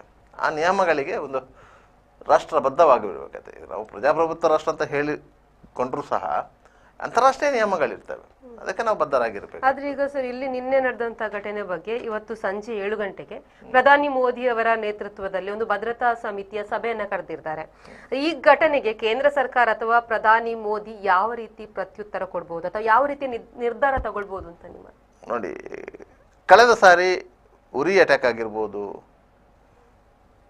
ಪುಲ್ವಾಮಾ ದಾಳಿ ಆಗಿರ್ಬೋದು, ಅದಕ್ಕೆ ಸರಿಯಾದ ರೀತಿಯಲ್ಲಿ ಈ ದೇಶ ಪ್ರತ್ಯುತ್ತರ ಕೊಟ್ಟಿದೆ. ಯಾಕಂತ ಹೇಳಿದ್ರೆ ನೀವು ಯುದ್ಧ ಅಂತ ಹೇಳಿದ ಕೂಡಲೇ ನಾಗರಿಕರನ್ನು ಕೊಲ್ಲುವುದಲ್ಲ ಈ ರೀತಿಯಾಗಿ. ಇದು ನಾಗರಿಕರು, ಯುದ್ಧ ಅಂದರೆ ಇದು ಅಲ್ಲ, ಇದು ಮುರಾಮೋಸ್ ಅಂತ ಹೇಳಿದೆವು ನಾವು. ಇದನ್ನು ಒಬ್ಬ ನಿರಾಯುಧ ವ್ಯಕ್ತಿಯನ್ನುಗಳನ್ನು ನೀವು ಪಾಯಿಂಟ್ ರೇಂಜಲ್ಲಿ ನಿಂತು ಗುಂಡು ಹೊಡಿತೀರಂತಾದರೆ ಅದಕ್ಕಿಂತ ದೊಡ್ಡ ನಪುಸಂಕತನ ಬೇರೆ ಯಾವುದೂ ಇಲ್ಲ. ಆದ್ದರಿಂದಾಗಿ ಇಂಥ ಘಟನೆಗಳು ಇನ್ನೂ ಮರುಕಳಿಸಬಾರದು ಅಂತ ಆದರೆ ಈ ಘಟನೆಗೆ ನಾವು ಪ್ರತ್ಯುತ್ತರ ಕೊಡಲೇಬೇಕು. ಯಾಕಂತ ಹೇಳಿದರೆ ಪಾಕ್ ಆಕ್ರಮಿತ ಕಾಶ್ಮೀರದಲ್ಲಿ ಇರುವಂತಹ ಭಯೋತ್ಪಾದಕ ಶಿಬಿರಗಳೇನಿದೆ, ಸರ್, ಈ ಬಗ್ಗೆ ಮಾತಾಡ್ಲಿಕ್ಕೆ ನಮ್ಮ ಜೊತೆ ಮಂಗಳೂರಿನ ಉದ್ಯಮಿ ಆಗಿರುವಂತ ಕೇಶವ್ ಅವರು ಇದ್ದಾರೆ. ಸರ್ ನಮಸ್ತೆ. ನಮಸ್ತೆ ಸರ್, ನಿಮ್ಗೆ ಗೊತ್ತಿರುವ ಹಾಗೆ ನಿನ್ನೆ ಜಮ್ಮು ಕಾಶ್ಮೀರದ ಪಹಲ್ಗಾವ್ನಲ್ಲಿ ಉಗ್ರರ ದಾಳಿ ನಡೆದಿರುವಂತದ್ದು, ಅನೇಕ ಸಾವು ನೋವುಗಳಾಗಿರುವಂತದ್ದು. ರೀಸೆಂಟ್ ಆಗಿ ನೀವು ಕೂಡ ಅಲ್ಲಿ ಪ್ರವಾಸ ಹೋಗಿ, ಅಂದ್ರೆ ಲಾಸ್ಟ್ ವೀಕ್ ನೀವು ಬಂದಿದ್ದೀರಾ ಇಲ್ಲಿಗೆ. ಈ ದಿವಸ ನಾವು ಅಲ್ಲಿಂದ ಹೊರಟದ್ದು. ಕಳೆದ ವಾರ ಬುಧವಾರಕ್ಕೂ ಈ ವಾರದ ಬುಧವಾರ ಅಥವಾ ಮಂಗಳವಾರ ಬುಧವಾರಕ್ಕೂ ತುಂಬಾ ವ್ಯತ್ಯಾಸಗಳಿದೆ, ಏನ್ ಹೇಳ್ತೀರಾ ಸರ್? ವ್ಯತ್ಯಾಸ ಅಂತ ಹೇಳಿದ್ರಂತಲ್ಲ, ಈ ರೀತಿಯ ಘಟನೆ ನಡಿಬಾರ್ದಿತ್ತು. ಯಾಕೆಂತ ಹೇಳಿದ್ರೆ ನಾವು ಅಲ್ಲಿ ಹೋಗಿರುವಾಗ ಅಲ್ಲಿಯ ಜನರು, ನಾವು ನಿಜ ಹೇಳ್ತಾ ಇದ್ದು, ತುಂಬಾ ಒಳ್ಳೆ ಜನರು. ಅಂತ ಜನರಿಗೆ ಅದರಲ್ಲಿ ನಾವು ಮುಸ್ಲಿಮರು ಅಥವಾ ಹಿಂದೂಗಳು ಅಂತ ಹೇಳುವಂತ ಒಂದು ಭಾವನೆಯಿಂದ ಇರಲಿಲ್ಲ. ನಾವು ಒಟ್ಟಾಗಿ ನಮ್ಗೆ ತುಂಬಾ ಸಪೋರ್ಟ್ ಮಾಡಿದ್ದಾರೆ ಅಲ್ಲಿ ಅವರು. ಯಾವುದೇ ಒಂದು ಎಲ್ಲಿ ಕರ್ಕೊಂಡು ಹೋಗೋದಿದ್ರು ಒಂದು ತೋರಿಸಿದ್ರು. ಆದ್ರೆ ಇಂಥ ಘಟನೆಯಲ್ಲಿ ನಡಿಬಾರ್ದಿತ್ತು. ಇದು ಈ ಉಗ್ರಗಾಮಿಗಳು ಈ ರೀತಿಯ ಒಂದು ಘಟನೆಯನ್ನು ಪೂರ್ವಯೋಜಿತವಾಗಿ ಮಾಡಿದ್ದಾರೆ. ಇದು ನಿಜಕ್ಕೂ ಖಂಡನೀಯ. ಯಾಕೆಂದ್ರೆ ಒಂದು ಹೇಳ್ತೇನೆ, ಇಲ್ಲಿ ಮರಣ ಹೊಂದಿದವರಿಗೆ ಒಂದು ಅವರ ಆತ್ಮಕ್ಕೆ ಶಾಂತಿ ಸಿಗಲಿ ಅಂತ ಹೇಳಿ ಒಂದು ನಾನು ಈ ಮೂಲಕ ಪ್ರಾರ್ಥಿಸ್ತೇನೆ. ಮತ್ತೆ ಇದಕ್ಕೆ ಸರಿಯಾದಂತಹ ಉತ್ತರವನ್ನು ನಾವು ಆದಷ್ಟು ಬೇಗ ನಾವು ಕೊಡ್ಬೇಕು, ಕೊಟ್ಟು ಅದಕ್ಕೆ ನಾವು ಸ್ಪಂದಿಸಬೇಕು ಅಂತ ಹೇಳಿ ನಾನು ಹೇಳ್ತೇನೆ. ಯಾಕೆಂತ ಹೇಳಿದ್ರೆ ಇದು ಇಂಥದ್ದು ಈ ಘಟನೆ ಇನ್ನು ಅಲ್ಲಿ ನಡಿಬಾರ್ದು. ಅಲ್ಲಿ ನಾವು ಮೊನ್ನೆಲ್ಲ ಹೋದಾಗ ಎಲ್ಲರಲ್ಲಿ ಕೇಳುವಾಗ ಈಗಿನ ಗವರ್ಮೆಂಟ್ ಬಂದ ನಂತರ 370 ತೆಗೆದ ನಂತರ ತುಂಬಾ ಜನ ಬರ್ತಾರೆ, ಅದು ನಮ್ಗೆಲ್ಲ ಬಿಸ್ನೆಸ್ ಸಿಗ್ತದೆ ಅಂತ ಅಲ್ಲಿಯ ಜನರು ತುಂಬಾ ಖುಷಿಯಲ್ಲಿತ್ತು. ನಡಿಬಾರ್ದು ಅಂತ ಹೇಳುವಂತದ್ದು ಇದು ಯಾರ್ದಂದ್ರೆ ಪಾಕಿಸ್ತಾನ ಅಂತ ಹೇಳ್ಬೋದು, ಬೇರೆ ಯಾರ್ದಲ್ಲ. ಅದಕ್ಕೆ ಸರಿಯಾದ ಉತ್ತರವನ್ನು ನಾವು ಕೊಟ್ಟು ತೋರಿಸಬೇಕು ಅಂತ ಹೇಳಿ ನಾನು ಭಾವಿಸ್ತೇನೆ. ಸರ್, ನೀವು ಅಲ್ಲಿ ಪ್ರವಾಸಕ್ಕೆ ಮಂಗಳೂರಿನಿಂದ ಎಷ್ಟು ಜನ ಹೋಗಿದ್ರಿ ಅಥವಾ ಎಷ್ಟು ದಿವಸ ಅಲ್ಲಿದ್ರಿ ಅಂತ? ನಾವು 28 ಜನ ಹೋಗಿದ್ದೆವು. ಅಲ್ಲಿ ಒಟ್ಟಿಗೆ ನಾವು 6 ದಿವಸ ಇದ್ದೆವು. ನಾವಂದ್ರೆ ತುಂಬಾ ಎಂಜಾಯ್ ಮಾಡಿದ್ದೇವೆ, ತುಂಬಾ ಖುಷಿಯಾಗಿದೆ. ಆದ್ರೆ ಈ ರೀತಿ ಘಟನೆಯಲ್ಲಿ ನಡೀತದೆ ಅಂತ ಹೇಳುವಂತದ್ದು ನಾವು ಎಣಿಸಲೇ ಇಲ್ಲ. ಅಂದ್ರೆ ಈಗ ದಾಳಿ ನಡೆದಿರುವಂತ ಪ್ರದೇಶಕ್ಕೂ ಕೂಡ ನೀವು ಹೋಗಿದ್ರಾ? ಅಲ್ಲೇ ನಾವು ನಿಂತು ನಮ್ದು ವಿಡಿಯೋ ಮಾಡಿದ್ದೇವೆ, ನಾವು ಫೋಟೋ ತೆಗೆದಿದ್ದೇವೆ, ತುಂಬಾ ಅಲ್ಲಿ ಎಂಜಾಯ್ ಮಾಡಿದ್ದೇವೆ. ಇವಾಗ ಅದನ್ನೆಲ್ಲ ನಾವು ಎಣಿಸುವಾಗ ರೋಮಾಂಚಕ ಆಗ್ತದೆ ನಮ್ಗೆ. ನಾವು ಅದೇ ಪ್ಲೇಸ್ ಅಲ್ಲಿ ಇದ್ದೆವು. ಅದೊಂದು ಸ್ವಲ್ಪ ಗುಂಡಿ ಏರಿಯಾ, ತಗ್ಗು ಪ್ರದೇಶ. ಅಲ್ಲಿ ಅವರು ಆ ಪ್ಲೇಸ್ ಅನ್ನು ಟಾರ್ಗೆಟ್ ಇಟ್ಟು ಮಾಡಿದ್ದಾರೆ ಅಂತ ಹೇಳಿ ಒಂದು ಕ್ಲೀನ್ ಗೊತ್ತಾಗ್ತದೆ. ಯಾಕಂತ ಹೇಳಿದ್ರೆ ಅಲ್ಲಿ ನಮ್ಮನ್ನು ಕರ್ಕೊಂಡು ಹೋದಂತಹ ಕಾರಣವರಾಗ್ಲಿ ಯಾರು ಒಳಗೆ ಬರುದಿಲ್ಲ, ಅವ್ರು ಹೊರಗೆ ಇರ್ತಾರೆ. ಟಿಕೆಟ್ ತೆಗೆದು ನಾವು ಒಳಗೆ ಹೋಗ್ತೇವೆ. ಒಳಗೆ ಹೋದ ನಂತರ ಅಲ್ಲಿ ನಾವೆಲ್ಲ ಗಮ್ಮತ್ತು ಮಾಡಿ ವಾಪಸ್ ಅಲ್ಲಿ ಸಣ್ಣ ಏರಿಯಾ, ಒಂದು 3 ಎಕರೆ 4 ಎಕರೆ ಇರ್ಬೋದು, ಅಷ್ಟೇ ಒಂದು ಸಣ್ಣ ಏರಿಯಾ ಅದು. ಆ ಏರಿಯಾದಲ್ಲಿ ಬೇರೆ ಯಾರು ಈ ಗೇಟ್ ಇಂದ ಒಳಗೆ ಹೋಗ್ಲಿಕ್ಕಿಲ್ಲ. ಈ ಅವರು ಗನ್ನನ್ನು ಹಿಡ್ಕೊಂಡು ಒಳಗೆ ಹೋಗುವಂತ ಚಾನ್ಸೇ ಇಲ್ಲ. ಯಾಕಂತ ಹೇಳಿದ್ರೆ ಅವರು ಮೇಲಿಂದ ಗುಡ್ಡದಿಂದಲೇ ಬಂದಿದ್ದಾರೆ. ಸೊ ಇದು ಅವರು ಪ್ರೀ ಪ್ಲಾನ್ ಮಾಡಿದ್ದಾರೆ. ಎಷ್ಟೋ ಜನಕ್ಕೆ 1-2 ದಿವಸದ ಪ್ಲಾನ್ ಅಲ್ಲ. ಅದರಲ್ಲಿ ಅಲ್ಲಿಯವರು ಯಾರು ಸೇರಿಕೊಂಡದ್ದು 100% ಸೇರಿಕೊಂಡಿದ್ದಾರೆ. ಯಾಕಂತ ಹೇಳಿದ್ರೆ ಆ ಒಂದು ಸೀಕ್ರೆಟ್ ವಿಷಯ ಅವರಿಗೆ ಯಾರಿಗೂ ಹೊರಗಿನವರಿಗೂ ಗೊತ್ತಾಗುವಂತ ಚಾನ್ಸ್ ಇಲ್ಲ. ಅಲ್ಲಿ ಅವರು ಸೇರಿ ಇದನ್ನು ಮಾಡಿದ್ದಾರೆ. ಅದಕ್ಕೆ ಸರಿಯಾದ ಉತ್ತರವನ್ನು ನಾವು ಆದಷ್ಟು ಬೇಗ ಮಾಡಿ ತೋರಿಸಬೇಕು. ಓಕೆ ಸರ್, ಧನ್ಯವಾದಗಳು ಸರ್ ಮಾಹಿತಿ ಹಂಚ್ಕೊಂಡಿದ್ದಕ್ಕೆ. Thank you. Thank you.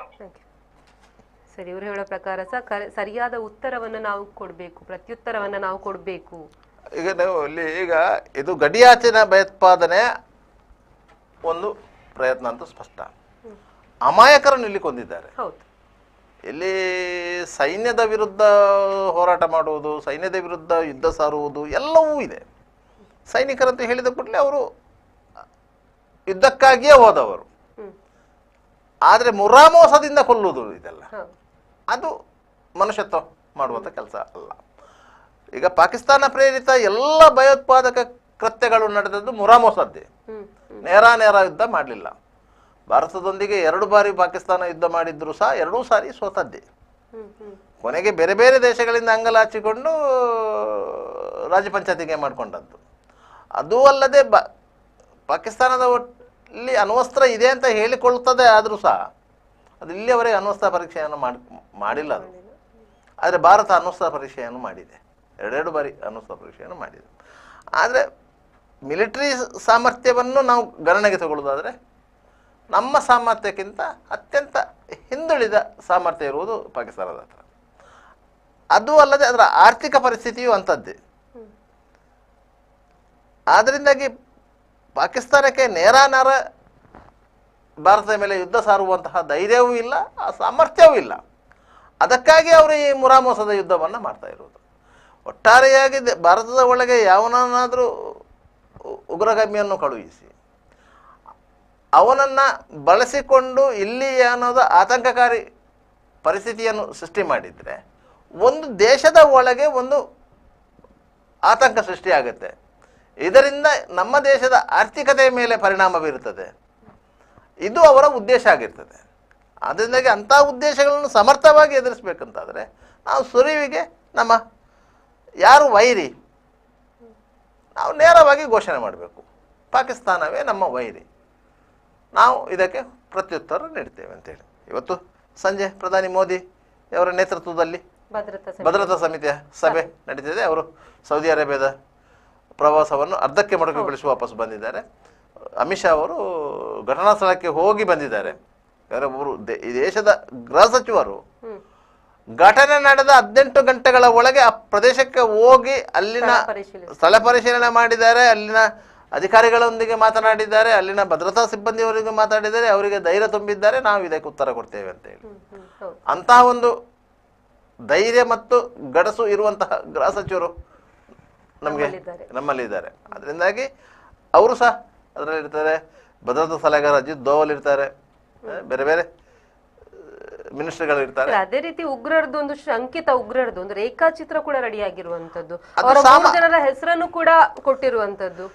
ಆದರೆ ಅವರು ಈಗ ನಮ್ಮ NIA ನ್ಯಾಷನಲ್ ಇನ್ವೆಸ್ಟಿಗೇಷನ್ ಏಜೆನ್ಸಿ ಅವರು ಆ ಬಗ್ಗೆ ತನಿಖೆ ಮಾಡಿದ್ದಾರೆ. ಯಾರು ಉಗ್ರರು ಅಂತ ಹೇಳಿ ಐಡೆಂಟಿಫೈ ಮಾಡಿದ್ದಾರೆ, ಇಂಥವರೇ ಅಂತ ಹೇಳಿದ್ದಾರೆ. ಅವರ ವಿಳಾಸವನ್ನು ಸಹ ಪತ್ತೆ ಹಚ್ಚಿದ್ದಾರೆ, ಅವರ ರೇಖಾಚಿತ್ರವನ್ನು ಸಹ ಬಿಡುಗಡೆಗೊಳಿಸಿದ್ದಾರೆ. ಅದರ ಮಧ್ಯೆ ಈ ಮಾಹಿತಿಯನ್ನು ನೀವು ಪಾಕಿಸ್ತಾನಕ್ಕೆ ಕಳುಹಿಸಿದರೆ ಪಾಕಿಸ್ತಾನದವರು ಹೇಳಿದ್ರು ಅಂಥವ್ರು ನಮ್ಮಲ್ಲಿ ಇಲ್ವೇ ಇಲ್ಲ ಅಂತ ಹೇಳಿದರು.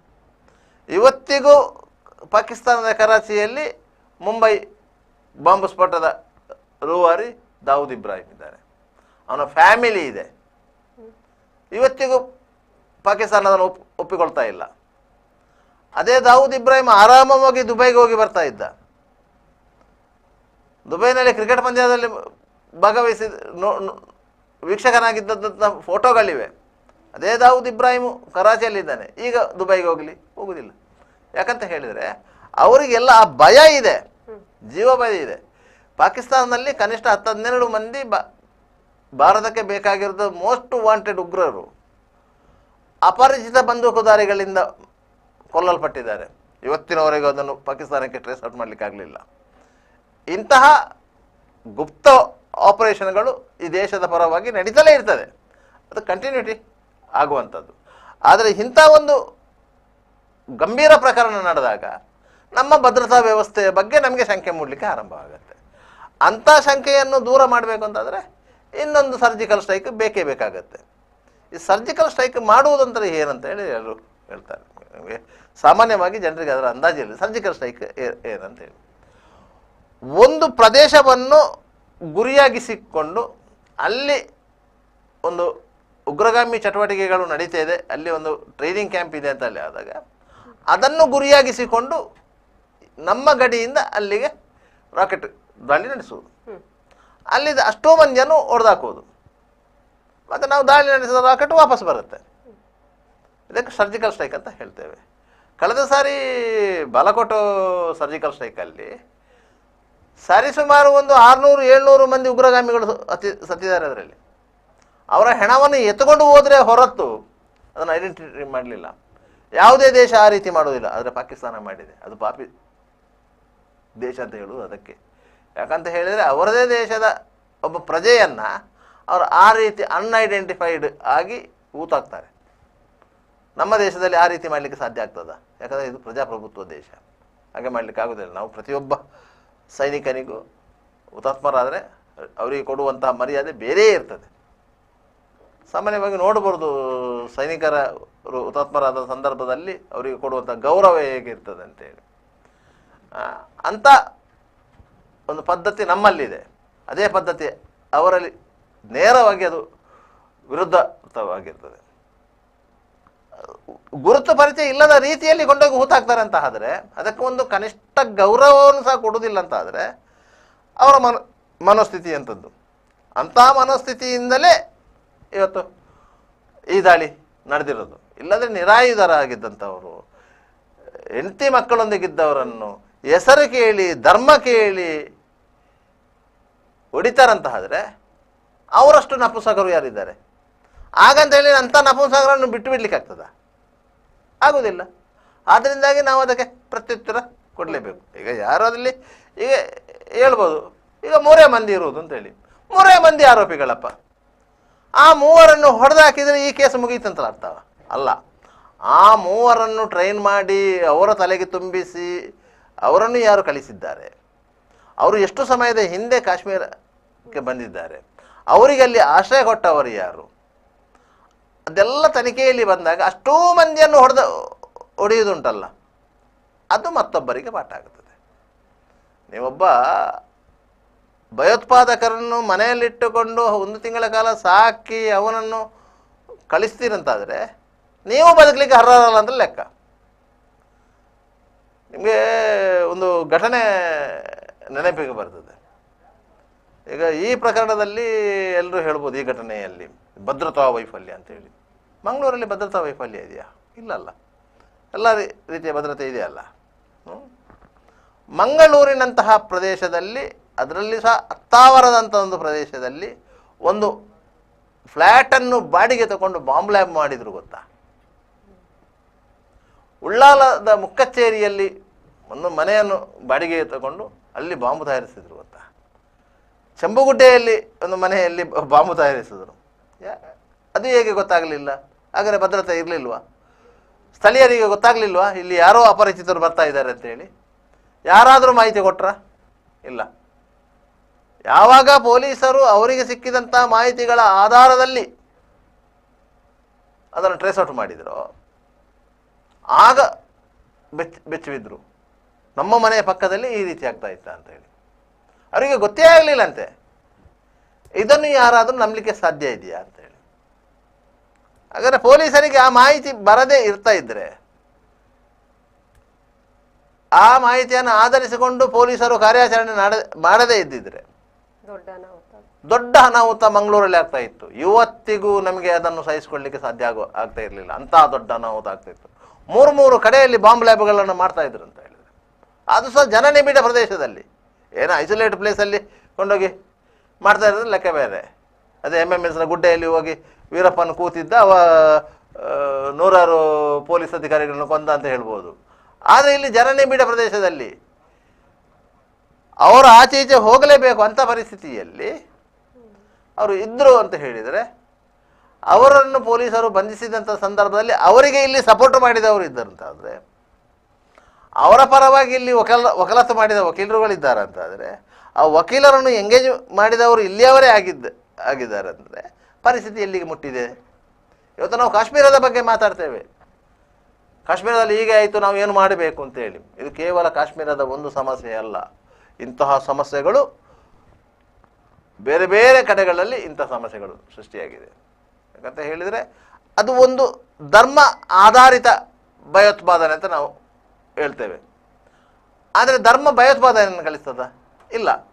ಆದರೆ ಧರ್ಮದಲ್ಲಿ ಇರುವವರು ಆ ಭಯೋತ್ಪಾದನೆಯೊಟ್ಟಿಗೆ ಸೇರಿಕೊಂಡಿದ್ದಾರೆ. ಧರ್ಮ ಭಯೋತ್ಪಾದನೆ ಕಲಿಸುವುದಿಲ್ಲ. ಯಾವುದೇ ಧರ್ಮಗಳು ಬಯಸುವುದು ಶಾಂತಿಯನ್ನೇ. ಯಾರು ಇನ್ನೊಬ್ಬರಿಗೆ ಮೋಸ ಮಾಡು, ಇನ್ನೊಬ್ಬರಿಗೆ ದೋಖ ಮಾಡು, ಇನ್ನೊಬ್ಬರನ್ನು ಹಿಂಸಿಸು, ಯಾವ ಧರ್ಮವೂ ಹೇಳುವುದಿಲ್ಲ. ನೀನು ದೇವರನ್ನು ಪ್ರಾರ್ಥಿಸು, ಇಂಥದನ್ನೇ ಎಲ್ಲ ಧರ್ಮಗಳು ಹೇಳುವುದು. ಧರ್ಮ ಪ್ರಚಾರಕರು ಹೇಳಿದ್ದು, ಪ್ರವಾದಿಗಳು ಹೇಳಿದ್ದು, ಎಲ್ಲರೂ ಅದನ್ನೇ ಹೇಳಿದ್ದು. ಆದರೆ ಜನ ಹೇಗೆ ಆ ರೀತಿಯಾಗಿ ಬದಲಾದರು? ಅವರ ಮನಸ್ಥಿತಿ ಹೇಗೆ ಬದಲಾಯಿತು? ನಿನ್ನೆ ಒಂದು ಪ್ರಶ್ನೆ ಬಂತು, ಯಾರು ಇದರಲ್ಲಿ ಭಾಗಿಗಳಾಗಿದ್ದಾರೋ ಅಂಥವರ ಮನೆಯವರಿಗೆ ಮೇಲೆ ಕ್ರಮ ಕೈಗೊಳ್ಳಬೇಕು ಅಂತೇಳಿ. ಆಗ ಅದಕ್ಕೆ ರಿಯಾಕ್ಟ್ ಆಗಿ ಮತ್ತೊಂದು ಕೌಂಟ್ರ್ ಬಂತು, ಯಾರೋ ಒಬ್ಬ ಮಾಡಿದ ತಪ್ಪಿಗೆ ಅವನ ಮನೆಯವರನ್ನು ಹೇಗೆ ನೀವು ಶಿಕ್ಷಿಸ್ತೀರಿ ಅಂತೇಳಿ. ನಮ್ಮ ಕಾನೂನಿನ ವ್ಯವಸ್ಥೆ ಅಡಿಯಲ್ಲಿ ಅದು ಸಾಧ್ಯವಿಲ್ಲ. ಆದರೂ ಸಹ ನೀವು ಒಂದು ಸಣ್ಣ ಅಂಶ ಅವನನ್ನು ಆ ರೀತಿ ಬೆಳೆಸಿದ್ದು ಯಾರು ಅಂತಾಗಬೇಕಲ್ಲ. ಒಬ್ಬ ಭಯೋತ್ಪಾದಕನನ್ನು, ಒಬ್ಬ ಅಮಾಯಕರನ್ನು ಧರ್ಮದ ಹೆಸರು ಕೇಳಿಕೊಂಡು ಹೊಡಿತಾನಂತಾದರೆ ಅವನ ಮನಸ್ಥಿತಿಯನ್ನು ಆ ರೀತಿ ಬೆಳೆಸಿದ್ದು ಯಾರು? ಅಂಥವರಿಗೆ ಶಿಕ್ಷೆ ಆಗಬೇಕಲ್ಲ. ಅದು ಪಾಕಿಸ್ತಾನ ಪ್ರೇರಿತ ಆಗಿರ್ಬೋದು, ಕಾಶ್ಮೀರ ಪ್ರೇರಿತವೇ ಆಗಿರ್ಬೋದು, ಯಾವುದಾದ್ರೂ ಒಂದು ಪ್ರೇರಿತ ಹೌದಾ ಅಲ್ವಾ? ಅವನ ಕೈಗೆ ಗನ್ನು ಕೊಟ್ಟದ್ದು ಯಾರು ಅಂತ ಆಗಬೇಕಲ್ಲ. ಆ ಗನ್ನನ್ನು ಬಳಸಲಿಕ್ಕೆ ಅವನಿಗೆ ಟ್ರೈನಿಂಗ್ ಕೊಟ್ಟವರು ಯಾರು ಅಂತ ಆಗಬೇಕಲ್ಲ. ಅದರಿಂದಾಗಿ ಅಂಥ ಇದನ್ನು ನಾವು ಬಡಿಲೇಬೇಕು. ಇಲ್ಲ ಇದ್ರೆ ಈ ದೇಶದ ಅಸ್ತಿತ್ವದ ಮೇಲೆ ಪ್ರಶ್ನೆ ಬರುತ್ತೆ. ಆದ್ರೆ ನಿನ್ನೆದು ಘಟನೆಯಲ್ಲಿ ಒಂದು ತುಂಬಾ ನೋವಿನ ಸಂಗತಿ ಏನು ಅಂತ ಹೇಳಿದ್ರೆ, ಅಷ್ಟು ಜನ ಸಾವು ನೋವಾಗಿರೋದ್ರಲ್ಲಿ ಕರ್ನಾಟಕದವರು ಕೂಡ 3 ಜನ ಇದ್ದಾರೆ. 3 ಮಂದಿ. ಆದ್ರೆ ಕಾಶ್ಮೀರ ಸರ್ಕಾರ ಮೃತರ ಸಂಬಂಧಿಕರಿಗೆ 10 ಲಕ್ಷ ಪರಿಹಾರ ಘೋಷಿಸಿದೆ. ಅದೇ ರೀತಿ ಗಂಭೀರ ಗಾಯಗೊಂಡವರಿಗೆ 2 ಲಕ್ಷ ಪರಿಹಾರ ನೀಡಿದೆ. ಆದ್ರೂ ಕೂಡ ಅದಕ್ಕೊಂದು ನ್ಯಾಯ ಸಿಗ್ಬೇಕು ಅನ್ನೋದು ಅಲ್ಲ. ಸಾಮಾನ್ಯವಾಗಿ ಇಂಥ ದುರ್ಘಟನೆ ಆದಾಗ ಸರ್ಕಾರಗಳು ಸ್ಪಂದಿಸುವುದು ಸಹಜ. ನಮ್ಮ ರಾಜ್ಯ ಸರ್ಕಾರ ಕ್ಷಿಪ್ರವಾಗಿ ಸ್ಪಂದಿಸಿದೆ. ನಮ್ಮ ರಾಜ್ಯ ಸರ್ಕಾರ, ಕೇಂದ್ರ ಸರ್ಕಾರ ಹೇಗೆ ಸ್ಪಂದಿಸುವುದು ಇರ್ತದೆ. ಈಗ ಅಲ್ಲಿ ಮೃತಪಟ್ಟಂಥವರಿಗೆ ಪರಿಹಾರ ಕೊಡುವುದಾಗಲಿ, ಅವರ ಮೃತದೇಹಗಳನ್ನು ಅವರ ಮನೆಗೆ ತಲುಪಿಸುವ ಜವಾಬ್ದಾರಿಗಳನ್ನು ಕೇಂದ್ರ ಸರ್ಕಾರ ವಹಿಸ್ಕೊಳ್ತದೆ. ಅದಕ್ಕೆ ಪೂರಕವಾಗಿ ರಾಜ್ಯ ಸರ್ಕಾರಗಳು ಸಹ ಸ್ಪಂದಿಸಿದೆ. ನಮ್ಮ ರಾಜ್ಯದ ಮಂತ್ರಿಯೊಬ್ಬರು ಸಂತೋಷ್ ಲಾಡ್ ಅವರು ಕಾಶ್ಮೀರಕ್ಕೆ ಹೋಗಿದ್ದಾರೆ. ಅಲ್ಲಿರುವಂಥ ಕನ್ನಡಿಗರನ್ನು ಮಾತಾಡಿಸಿದ್ದಾರೆ. ಅವರನ್ನು ವಾಪಸ್ ಕರ್ಕೊಂಡು ಬರುವ ನಿಟ್ಟಿನಲ್ಲಿ ಪ್ರಯತ್ನಗಳಿದೆ. ಈಗ ಮೃತಪಟ್ಟ 3 ಮೃತದೇಹಗಳನ್ನು ಸಹ ತಗೊಂಡು ಬರುವಂಥ ವ್ಯವಸ್ಥೆಗಳನ್ನು ಮಾಡಿದ್ದಾರೆ. ಅವರೊಟ್ಟಿಗಿದ್ದ ಫ್ಯಾಮಿಲಿಯವರನ್ನು ಸಹ ಕರ್ಕೊಂಡು ಬರುವಂಥ ವ್ಯವಸ್ಥೆ ಮಾಡಿದ್ದಾರೆ. ಅದು ಪ್ರಶ್ನೆ ಅಲ್ಲ, ಅದು ಪ್ರಶ್ನೆ ಅಲ್ಲ. ಅದು ಯಾವುದೇ ಸರ್ಕಾರಗಳಾದರೂ ಅದನ್ನು ಸ್ಪಂದಿಸಲೇಬೇಕು. ಅದು ಕ್ಷಿಪ್ರವಾಗಿ ಸ್ಪಂದಿಸುವುದಿದೆಯಲ್ಲ. ಅದೇ ರೀತಿ ಕರ್ನಾಟಕದ ಪ್ರವಾಸೋದ್ಯಮ ಇಲಾಖೆಯಿಂದ ಒಂದು ಸಹಾಯವಾಣಿಯನ್ನು ಕೂಡ ಮಾಡಿದ್ದಾರೆ. ಒಬ್ರು ಚೇತನ್ ಅಂತ ಹೇಳಿ IPS ಅಧಿಕಾರಿ ಕಾಶ್ಮೀರಕ್ಕೆ ಹೋಗಿದ್ದಾರೆ. ಯಾಕಂದರೆ ಆ ಮಟ್ಟದ ಅಧಿಕಾರಿಯನ್ನು ಕಳಿಸುವುದು ಯಾಕಂತ ಹೇಳಿದರೆ ಅವರಿಗೆ ಅಲ್ಲಿನ ಅಧಿಕಾರಿಗಳೊಂದಿಗೆ ಸಂವಹನ ಮಾಡಲಿಕ್ಕೆ ಸುಲಭ ಆಗುತ್ತೆ. ಅಧಿಕಾರಿ ಮಟ್ಟದಲ್ಲಿ ಸಂವಹನ ಆಗಬೇಕು. ಅದಕ್ಕಾಗಿ ಅಧಿಕಾರಿಯನ್ನು ಕಳಿಸಿದ್ದಾರೆ. ಎಲ್ಲವನ್ನ ವ್ಯವಸ್ಥೆ ಮಾಡಿದ್ದಾರೆ. ಅದು ಮಾಡಲೇಬೇಕು. ಅದೊಂದು ಸರ್ಕಾರದ ಕರ್ತವ್ಯ. ಇದು ಎಲ್ಲ ಕಾಶ್ಮೀರದದ್ದು ಕಾಶ್ಮೀರ ಗೌರ್ಮೆಂಟ್ ನೋಡ್ತದೆ ಅಂತ ಹೇಳಲಿಕ್ಕೆ ಬರಲ್ಲ. ನಮ್ಮವರು ಸಹ ಹೋಗಿದ್ದಾರೆ. ಇಲ್ಲಿಂದ ಸುಮಾರು ಒಂದು 100ಕ್ಕೂ ಹೆಚ್ಚು ಮಂದಿ ಹೋಗಿದ್ದಾರೆ ಬೇರೆ ಬೇರೆ ಟ್ರಾವೆಲ್ ಏಜೆನ್ಸಿಗಳ ಮೂಲಕ. ಇದರಲ್ಲಿ ಏನಾಗುತ್ತೆ ಅಂತ ಹೇಳಿದರೆ, ಇಂತಹ ಘಟನೆಗಳು ನಡೆದಾಗ ದೊಡ್ಡ ಹೊಡೆತ ಬೀಳುವುದು ಈ ಟ್ರಾವೆಲ್ ಏಜೆನ್ಸಿಗಳಿಗೆ. ಯಾಕಂದರೆ ಟ್ರಾವೆಲ್ ಏಜೆನ್ಸಿಯವರು ಪ್ರಿಕಾಷನರಿ ಮೆಜರ್ ತಗೊಳ್ಳಿಲ್ಲ, ಮುಂಜಾಗ್ರತಾ ಕ್ರಮಗಳನ್ನು ತಗೊಳ್ಳಿಲ್ಲ. ಅಲ್ಲಿನ ಪರಿಸ್ಥಿತಿ ಏನಂತ ನೋಡಲಿಲ್ಲ. ಅಲ್ಲಿ ಯಾವ ರೀತಿಯ ಪರಿಸ್ಥಿತಿ ಇದೆ, ಅಲ್ಲಿ ಹೋಗುವುದು ಹೇಗೆ. ಸಾಧಾರಣ ಕೆಲವು ಟ್ರಾವೆಲ್ ಏಜೆನ್ಸಿಗಳಿಗೆ ಗೊತ್ತೇ ಇರೋದಿಲ್ಲ ಅಲ್ಲಿ ಏನು ಮಾಡಬೇಕು ಅಂತೇಳಿ. ಅಲ್ಲಿ ಹೋದ ಮೇಲೆ ಅಲ್ಲಿನ ಅಲ್ಲಿ ಪ್ರವಾಸೋದ್ಯಮ ಇಲಾಖೆಯವರು ಇದ್ದಾರೆ, ಅವರ ಅಧಿಕಾರಿಗಳಿದೆ, ಅವರನ್ನು ಇದು ಮಾಡಿಕೊಂಡು ಇವರು ಬೇಕಾದ ರೀತಿಯಲ್ಲಿ ವ್ಯವಸ್ಥೆ ಮಾಡ್ತಾರೆ. ಆದರೆ ವಾಸ್ತವವಾಗಿ ಆಗಲ್ಲ. ಅವರ ಜವಾಬ್ದಾರಿ ಆಗಿರ್ತದೆ. ಕರ್ಕೊಂಡು ಹೋದ ಮೇಲೆ ಕರ್ಕೊಂಡು ಬರುವಂಥ ಜವಾಬ್ದಾರಿ, ಕರ್ಕೊಂಡು ಬರುವಂಥದ್ದು. ಇಂಥ ಘಟನೆಗಳಾಗತ್ತೆ, ಆಗೋದಿಲ್ಲ ಅಂತ ಇಲ್ಲ. ಆದರೆ ಅಂಥ ಘಟನೆಗಳನ್ನು ಅವರು ನಿಭಾಯಿಸಬೇಕು. ಈಗ ಇಂಥ ಇದು ಭಯೋತ್ಪಾದಕ ದಾಳಿ ಆಗಿದ್ದರಿಂದ ಸರ್ಕಾರ ತಗೊಳ್ತದೆ. ಒಂದು ವೇಳೆ ಅಲ್ಲಿ ಆಕ್ಸಿಡೆಂಟ್ ಆಯ್ತು ಅಂತ ಇಟ್ಕೊಳ್ಳಿ, ಸರ್ಕಾರ ಬರ್ತದ? ಬರಲ್ಲ. ಆಗ ಟ್ರಾವೆಲ್ ಏಜೆನ್ಸಿಯವರು ಜವಾಬ್ದಾರಿನ ಹೊರಬೇಕಾಗತ್ತೆ. ಅದರಿಂದಾಗಿ ಟ್ರಾವೆಲ್ ಏಜೆನ್ಸಿಯವರು ಸಹ ಇಂತಹ ಪ್ರದೇಶಗಳಿಗೆ, ಯಾಕಂದರೆ ಕೆಲವು ಕಾಶ್ಮೀರ ಅಂತಲ್ಲ, ಬೇರೆ ಬೇರೆ ಕಡೆಗಳಲ್ಲಿ ಟ್ರಾವೆಲ್ ಏಜೆನ್ಸಿಯವರು, ಯಾಕಂದರೆ ಅದೊಂದು ವ್ಯವಹಾರ, ಅದೊಂದು ವ್ಯವಹಾರ ರಾಜ್ಯದಲ್ಲಿ ಮತ್ತು ದೇಶದಲ್ಲಿ ಅದೊಂದು ದೊಡ್ಡ ರೀತಿಯ ಒಂದು ವ್ಯವಹಾರ. ಅದರಿಂದ ಸರ್ಕಾರಕ್ಕೂ ಫಾಯ್ದೆ ಇದೆ. ಟ್ರಾವೆಲ್ ಏಜೆನ್ಸಿಯವರಿಗೆ ಹೇಗೆ ಫಾಯ್ದೆ ಇದೆ, ಸರ್ಕಾರಕ್ಕೂ ಫಾಯ್ದೆ ಇದೆ. ಅದರಿಂದಾಗಿ ಪ್ರವಾಸೋದ್ಯಮ ಬೆಳೀತದೆ, ಆರ್ಥಿಕ ಸಂಚಲನ ಆಗುತ್ತೆ, ಇದೆಲ್ಲ ಆಗುತ್ತೆ. ಆದ್ದರಿಂದಾಗಿ ಆ ಜವಾಬ್ದಾರಿಯನ್ನು ಅವರು ಸಹ ಹೊರಬೇಕಾಗತ್ತೆ. ನಾವೀಗ ಕೇವಲ ಒಂದು ಘಟನೆಯನ್ನು ಇಟ್ಟುಕೊಂಡು ಇದನ್ನು ಮಾತಾಡೋದಂತಲ್ಲ. ಇಂತಹ ಘಟನೆಗಳು ಯಾವತ್ತೂ ಮರುಕಳಿಸಬಾರ್ದು. ಇಂಥ ಘಟನೆಗಳು ಯಾವತ್ತೂ ಮರುಕಳಿಸಬಾರ್ದು. ಅದರಿಂದಾಗಿ ನಾವು ಈಗ ಗಡಿಯ ವಿಚಾರದಲ್ಲಿ ಒಂದು ಜಾಗದಲ್ಲಿ, ಈಗ ನಮಗೆ ಈಚೆ ನೋಡಿದರೆ ಬಾಂಗ್ಲಾ ಗಡಿಯಲ್ಲಿ ಅದು ಸಮಸ್ಯೆ ಇದೆ. ಪಶ್ಚಿಮ ಬಂಗಾಳದಲ್ಲಿ ಕೆಲವು ಜಿಲ್ಲೆಗಳಲ್ಲಿ ಇವತ್ತಿಗೂ ಕರ್ಫ್ಯೂ ಜಾರಿ ಇದೆ. ಅಲ್ಲಿ ಹಿಂದೂಗಳು ಅಸಹನೀಯ ಪರಿಸ್ಥಿತಿಯಲ್ಲಿದ್ದಾರೆ. ಮಣಿಪುರದಲ್ಲಿ ಯಾವ ರೀತಿಯ ಘಟನೆಗಳು ನಡೀತಾ, ಅದನ್ನು ನಿಯಂತ್ರಣ ಮಾಡಲಿಕ್ಕೆ ಆಗಲಿಲ್ಲ. ಈಗ ಪಶ್ಚಿಮ ಬಂಗಾಳದಲ್ಲಿ ವಕ್ಫ್ ಅಮೆಂಡ್ಮೆಂಟ್ ಬಿಲ್ನ ಸಂಬಂಧ ಗಲಾಟೆಗಳು, ಅದಕ್ಕೆ ಆಚೆಯಿಂದ ಬಾಂಗ್ಲಾ ಕುಮ್ಮಕ್ಕಿದೆ, ಬಾಂಗ್ಲಾದೇಶಿಯವರು ಅದರೊಟ್ಟಿಗೆ ಸೇರಿಕೊಂಡಿದ್ದಾರೆ. ನಾವು ಇವತ್ತಿಗೂ ಸಹ ಹೇಳ್ತೇವೆ, ನೀವು ಒಂದು ಐಡೆಂಟಿಟಿಯನ್ನು ಕ್ರಿಯೇಟ್ ಮಾಡಿ ಅಂತ ಹೇಳಿ. ಐಡೆಂಟಿಟಿಯನ್ನು ಕ್ರಿಯೇಟ್ ಮಾಡಿ, ಒಬ್ಬನಿಗೆ ಒಂದು ಐಡೆಂಟಿಟಿ ಇರಲಿ. ಈಗ ಆಧಾರ್ ಕಾರ್ಡ್ ಇದೆ, ಅಂಥ ಆಧಾರ್ ಕಾರ್ಡ್ಗಳನ್ನು ಎಷ್ಟೋ ಡೂಪ್ಲಿಕೇಟ್ ಮಾಡಿದ್ದಾರೆ. ಅಂಥ ವ್ಯವಸ್ಥೆಗಳಿವೆ. ಯಾಕಂದರೆ ಯಾವ ವ್ಯವಸ್ಥೆಯಲ್ಲಿ ಅದನ್ನು ಮಾಡಲಾಗ್ತದ, ಅಂಥದ್ದೇ ವ್ಯವಸ್ಥೆಯನ್ನು ಮಾಡಲಿಕ್ಕಾಗತ್ತಲ್ಲ. ನೀವು ಆಧಾರ್ ಕಾರ್ಡ್ ಮಾಡುವಾಗ ಅದೊಂದು ವ್ಯವಸ್ಥೆ ಅಲ್ಲ, ಅದೇ ರೀತಿಯ ವ್ಯವಸ್ಥೆಯನ್ನು ಪ್ಯಾರಲಲ್ ಆಗಿ ಮಾಡಲಿಕ್ಕಾಗತ್ತಲ್ಲ, ಆಗುತ್ತೆ. ಅದರಿಂದಾಗಿ ಆಧಾರ್ ಕಾರ್ಡ್ ಡೂಪ್ಲಿಕೇಟ್ ಮಾಡೋದು ದೊಡ್ಡ ಸಮಸ್ಯೆ ಏನಲ್ಲ. ಆ ಆಧಾರ್ ಕಾರ್ಡನ್ನು ನೀವು ಪತ್ತೆ ಹಚ್ಚುವಂಥ ಕೆಲಸ ಮಾಡಬೇಕಲ್ಲ. ನೀವು ಕೆಲವು ವರ್ಷಗಳ ಹಿಂದೆ ಒಂದು ಮಂಗಳೂರು ಪೊಲೀಸ್ ಆಯುಕ್ತರು ಒಂದು ಸೂಚನೆ ಕೊಟ್ಟರು. ನೀವು ನಿಮ್ಮ ಮನೆಯನ್ನು ಯಾರಿಗಾದರೂ ಬಾಡಿಗೆಗೆ ಕೊಡುವುದಿದ್ದರೆ ಒಂದು ಎಗ್ರಿಮೆಂಟ್ ಮಾಡ್ಕೋತೀರಲ್ಲ, ಸಾಮಾನ್ಯವಾಗಿ ಮಾಡೇ ಮಾಡ್ತೀರಿ, ಅಡ್ವಾನ್ಸ್ ತೊಗೊಳ್ತೀರಿ, ಎಗ್ರಿಮೆಂಟ್ ಮಾಡ್ತೀರಿ. ಎಗ್ರಿಮೆಂಟ್ ಮಾಡುವಾಗ ನೀವು ಅವರ ಆಧಾರ್ ಕಾರ್ಡ್, ಅವರ ಪೂರ್ವ ವಿಳಾಸವನ್ನೆಲ್ಲ ತಗೊಳ್ತೀರಿ, ID ಪ್ರೂಫ್ ಎಲ್ಲ ಕೇಳ್ತೀರಿ. ಅದಕ್ಕೆ ತಂದು ಒಂದು ಪೊಲೀಸ್ ಸ್ಟೇಷನಿಗೆ ಕೊಡಿ ಅಂತ ಹೇಳ್ತಾರೆ. ಯಾವ ಓನರ್ ಕೊಂಡೋಗಿ ಕೊಟ್ಟಿದ್ದಾನೆ ಇಷ್ಟರವರೆಗೆ? ಯಾರೂ ಕೊಟ್ಟಿಲ್ಲ. ನೀವು ಪ್ರಾಮಾಣಿಕರಾಗಿದ್ದರೆ, ನಿಮ್ಮಲ್ಲಿ ಯಾವುದೇ ರೀತಿಯ ಸಮಸ್ಯೆ ಇಲ್ಲ ಇದ್ದರೆ, ಓನರ್ ಹೇಳ್ತಾನೆ, ಸರ್ ಇದನ್ನು ಪೊಲೀಸ್ ಸ್ಟೇಷನ್ಗೆ ಒಂದು ಕೊಡ್ಲಿಕ್ಕಿದೆ, ಒಂದು ಕಾಪಿ ಎಕ್ಸ್ಟ್ರಾ ಕೊಡಿ ಅಂತ ಹೇಳಿದರೆ ಅವ ಕೊಡ್ತಾನೆ. ಅವ ಯಾವಾಗ ಕೊಡೋದಿಲ್ವೋ ಆಗ ನಿಮಗೆ ಅಲ್ಲಿ ಸಂಶಯ ಬರಲಿಕ್ಕೆ ಸ್ಟಾರ್ಟ್ ಆಗುತ್ತೆ, ಇವ ಯಾರು ಅಂತೇಳಿ. ಪೊಲೀಸರಿಗೆ ಕೊಟ್ಟರೆ ಪೊಲೀಸರು ಏನು ಮಾಡ್ತಾರೆ ಅಂತ ಹೇಳ್ಬೇಕಲ್ಲ. ಅವರಲ್ಲಿ ವ್ಯವಸ್ಥೆಗಳಿವೆ. ಆ ಆಧಾರ್ ಕಾರ್ಡನ್ನು ಅವರು ಸ್ಕ್ಯಾನ್ ಮಾಡಿ ಅವರ ಪೋರ್ಟಲಿಗೆ ಹೋದರೆ ಆ ಆಧಾರ್ ಕಾರ್ಡ್ ಒರಿಜಿನಲ್ ಯಾರ್ದು ಅಂತ ಗೊತ್ತಾಗುತ್ತೆ. ಡೂಪ್ಲಿಕೇಟ್ ಅಂತ ಮನೆಯವರಿಗೂ ಕೂಡ ಸೇಫ್ ಅಲ್ಲ, ಓನರಿಗೂ ಸೇಫ್. ಯಾರು ಕೊಟ್ಟರು ಇಲ್ಲಿಯವರೆಗೆ? ಯಾರು ಕೊಟ್ಟರು? ಯಾರೂ ಕೊಟ್ಟಿಲ್ಲ. ಇವತ್ತಿನವರೆಗೆ ಯಾರು ಕೊಟ್ಟಿಲ್ಲ. ಏನಾದರೂ ಅವನಿಂದ ತೊಂದರೆ ಆಯ್ತಾ ಆಗ ಬಂದು ಪೊಲೀಸ್ ಸ್ಟೇಷನಿಗೆ ಕಂಪ್ಲೇಂಟ್ ಕೊಡ್ಲಿಕ್ಕೆ ಬರ್ತಾರೆ. ಅವ ಬಾಡಿಗೆ ಸರಿ ಕೊಡಲಿಲ್ಲ, ನಮ್ಮ ಕೇಳಲಿಕ್ಕೆ ಹೋದರೆ ಗಲಾಟೆ ಮಾಡ್ತಾರೆ ಅಂತ ಹೇಳಿ. ಆಗ ಬಂದು ಪೊಲೀಸ್ ಸ್ಟೇಷನ್ಗೆ, ಆಗ ಪೊಲೀಸರವರು ಕೇಳಬೇಕು, ಅಣ್ಣ ನೀವು ಬಾಡಿಗೆ ಕೊಟ್ಟಿದ್ದೀರಲ್ಲ, ಎಷ್ಟು ಸಮಯ ಆಯಿತು, ನಮಗೆ ಮಾಹಿತಿ ಕೊಟ್ಟಿದ್ದೀರಾ?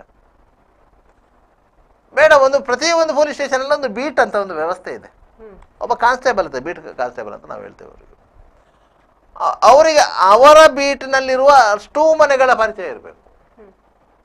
ಯಾವ ಮನೆಯಲ್ಲಿ ಯಾರ್ಯಾರಿದ್ದಾರೆ, ಓಲ್ಡ್ ಏಜ್ನವರು ಯಾರಿದ್ದಾರೆ, ಮನೆಯಲ್ಲಿ ಒಂಟಿ ಮನುಷ್ಯರು ಯಾರಿದ್ದಾರೆ, ಬೀಗ ಹಾಕೊಂಡವರು, ಇದೆಲ್ಲ ಮಾಹಿತಿಗಳು ಅವರಿಗೆ ಯಾವ ಪೊಲೀಸ್ ಸ್ಟೇಷನ್, ಯಾವ ಬೀಟ್ನಲ್ಲಿ ಯಾವ ವ್ಯವಸ್ಥೆ ಇದೆ, ಯಾವುದೂ ಇಲ್ಲ. ತಿಂಗಳಿಗೊಮ್ಮೆ ಮೀಟಿಂಗ್ ಮಾಡಿ ಕಮಿಷನರ್ ಹೇಳ್ತಾರೆ, ಅದು ಅಲ್ಲಿಗೆ ಬಿಟ್ಟು ಹೋಗ್ತದೆ. ತಿಂಗಳಿಗೊಮ್ಮೆ ಮೀಟಿಂಗ್ ಮಾಡಿ DCP ಹೇಳ್ತಾರೆ, ಅದು ಅಲ್ಲಿಗೆ ಬಿಟ್ಟು ಹೋಗುತ್ತೆ. ತಿಂಗಳಿಗೊಮ್ಮೆ ಸ್ಟೇಷನಲ್ಲಿ ಮೀಟಿಂಗ್ ಆಗುತ್ತೆ, ಅದು ಅಲ್ಲಿಗೆ ಬಿಟ್ಟು ಹೋಗುತ್ತೆ. ಯಾರು ಬರೋದಿಲ್ಲ. ನಿಮಗೆ ಅವರು ಹೇಳುವುದೇನು, ಏನೋ ತೊಂದರೆ ಆದರೆ ನಮಗೆ ಬರ್ತದಲ್ಲ. ತೊಂದರೆ ಆಗೋದ ಮೇಲೆ ಬರುವುದಕ್ಕಿಂತ, ತೊಂದರೆ ಬರುವುದಕ್ಕಿಂತ ಮೊದಲು ಮುನ್ನೆಚ್ಚರಿಕೆ ತಗೊಳ್ಳೋದು ಒಳ್ಳೆಯದಲ್ಲ. ಇದು ನಮ್ಮ ವ್ಯವಸ್ಥೆ. ಆ ವ್ಯವಸ್ಥೆಯ ಕಾರಣದಿಂದಾಗಿಯೇ ನಿಮಗೆ ಬೇರೆ ಬೇರೆ ಜಿಲ್ಲೆಗಳ, ಬೇರೆ ಬೇರೆ ರಾಜ್ಯಗಳ ಜನರು ಬರ್ತಾರೆ. ಏನಾದರೂ ಒಂದು ಕ್ರಿಮಿನಲ್ ಕೃತ್ಯ ಮಾಡಿ ಪರಾರಿ ಆಗ್ತಾರೆ, ಮತ್ತೆ ಅವರು ಹುಡುಕುವಂಥ ಪ್ರಯತ್ನವನ್ನು ಮಾಡ್ತಾ ಇರ್ತಾರೆ. ಸರ್, ಈ ಒಂದು ನಿನ್ನೆ ನಡೆದಂತ ದಾಳಿಗೆ ನಮ್ಮ ಸರ್ಕಾರ ಕೂಡ ಒಂದು ಉತ್ತಮ ರೀತಿಯಾದಂತಹ ಪ್ರತ್ಯುತ್ತರ ಕೊಡುವಂತಾಗ್ಲಿ, ಅದೇ ರೀತಿ ಅವರ ಸಾವಿಗೆ ಕೂಡ ಒಂದು ಯಾರೆಲ್ಲ ಸಾವನ್ನ ಕಂಡಿದ್ದಾರೆ ಅವರ ಸಾವಿಗೆ ಕೂಡ ನ್ಯಾಯ ಸಿಗುವಂತಾಗ್ಲಿ ಅಂತ ಹೇಳ್ತಾ ಇವತ್ತಿನ ನಮ್ಮ ಸುದ್ದಿಗೊಂದು ಗುದ್ದು ಕಾರ್ಯಕ್ರಮವನ್ನು ಮುಗಿಸುವಂತ ಸಮಯ ಇದೆ. ಸರ್, ಮಾಹಿತಿ ಹಂಚಿಕೊಂಡಿದ್ದಕ್ಕೆ ಧನ್ಯವಾದಗಳು. Thank you. ಇದು ಇಂದಿನ ಪ್ರಮುಖ ಸುದ್ದಿ. ಮುಂದಿನ ಸುದ್ದಿಗೊಂದು ಗುದ್ದು ನೇರ ಪ್ರಸಾರದ ಕಾರ್ಯಕ್ರಮದಲ್ಲಿ ಮತ್ತೊಂದು ವಿಷಯಗಳ ಜೊತೆ ಭೇಟಿಯಾಗ್ತೀನಿ. ಅಲ್ಲಿವರೆಗೂ ನಿರಂತರ ಸುದ್ದಿ ಮತ್ತು ಮನರಂಜನೆ